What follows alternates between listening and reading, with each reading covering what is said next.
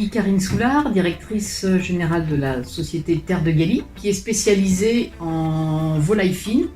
Vous avez la société mère qui porte Terre de Galie, qui s'appelle Gibaud Vendée, qui dispose en son sein de quelques dizaines de producteurs historiques en faisans et perdrix. Et donc, tous les jours, nous transformons les produits issus des éleveurs locaux. On parle bien ici de produits crus. On est complètement sur un marché novateur, non seulement le marché est novateur, mais c'est nous qui initions le marché. Il n'existe pas au jour d'aujourd'hui.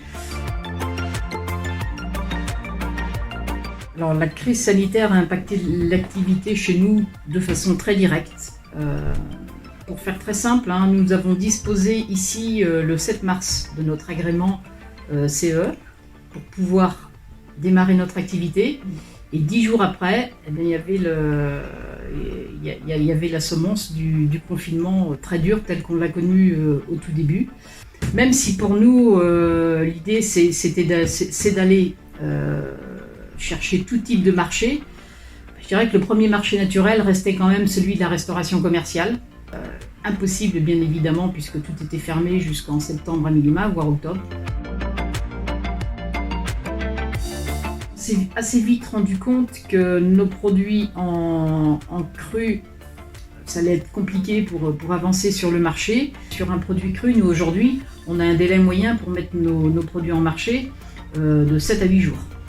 C'est très court sur du cru. Par contre, sur une perdrix au chou ou une terrine faisant cidre aujourd'hui, on a 3 ans de DLC. Le but c'était de faire des travaux dans la partie conserverie. Voilà, cette nouvelle activité après le cru, de passer à la cuisson.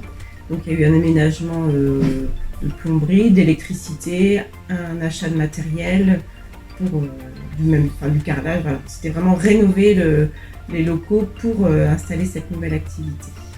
On avait 40 000 € à peu près TTC de frais et on a eu 10 000 € de subvention. Grande surface, épicerie fine, boucherie, charcuterie, traiteur, des magasins locaux, régionaux tels qu'on peut les connaître aujourd'hui. Voilà, tout type de marché.